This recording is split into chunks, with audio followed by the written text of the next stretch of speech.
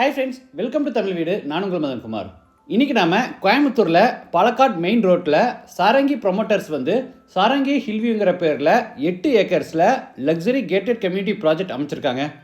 இதை பற்றி full details தான் இந்த வீடியோவில் நம்ம பார்க்க போகிறோம்.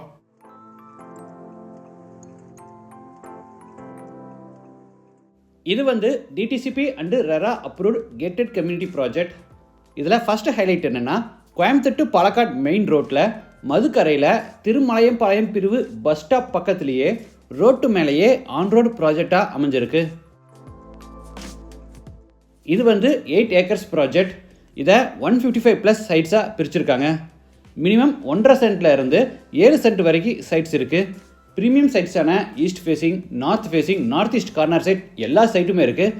நம்ம பட்ஜெட்டுக்கு ஏற்ற மாதிரி எந்த டைரெக்ஷனில் சைட் பிடிச்சிருக்கோ நம்ம புக் பண்ணிக்கலாம்.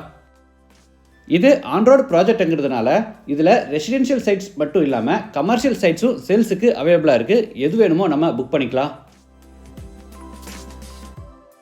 சைட்டாக வேணும்னாலும் புக் பண்ணிக்கலாம். வீடு கேட்டாலும் இவங்களே கன்ஸ்ட்ரக்டும் பண்ணி தர்றாங்க. நல்ல குவாலிட்டியாக ரீசனபிள் ப்ரைஸில் நம்ம பிளானுக்கு ஏற்ற மாதிரி இவங்களே கன்ஸ்ட்ரக்ஷனும் பண்ணி தர்றாங்க.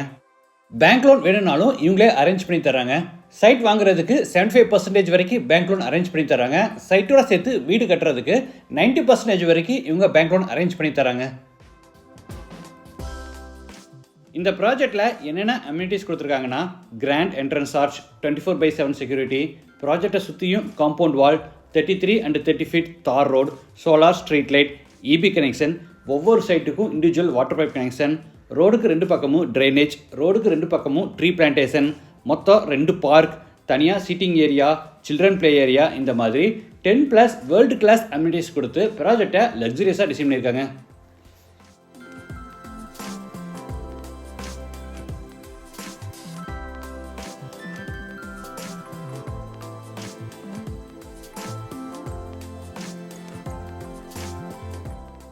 ப்ராஜெக்டில் இருந்து நேரு காலேஜ் 1 கிலோமீட்டரில் இருக்குது. அமிர்தா யூனிவர்சிட்டி 1 கிலோமீட்டரில் இருக்குது.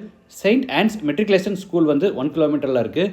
நடராஜ் ஹாஸ்பிட்டல் 5 கிலோமீட்டர்ஸில் இருக்குது.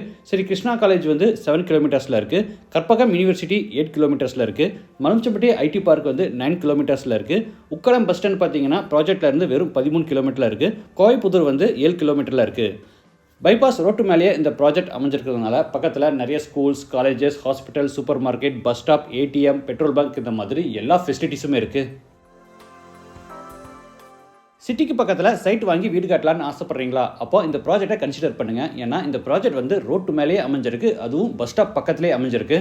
இது ஒரு ப்ரீமியம் கேட்டட் கம்யூனிட்டி ப்ராஜெக்ட்.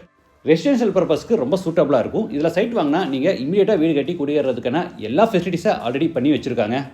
இல்லை நான் இன்வெஸ்ட்மெண்ட்டுக்காக வாங்குறேன் அப்படின்னாலும் நீங்கள் இதில் தைரியமாக இன்வெஸ்ட் பண்ணலாம். ஏன்னா பக்கத்தில் மலம்சம்பட்டி ஐடி பார்க் அண்டர் கன்ஸ்ட்ரக்ஷனில் இருக்குது. ஒன்ஸ் அது கம்ப்ளீட் ஆயிடுச்சுன்னா இந்த ஏரியா ப்ரைஸ் ரொம்பவே அதிகமாயிரும். ஸோ இப்போ இதில் இன்வெஸ்ட் பண்ணுறது உங்களுக்கு பெஸ்ட்டாக இருக்கும்.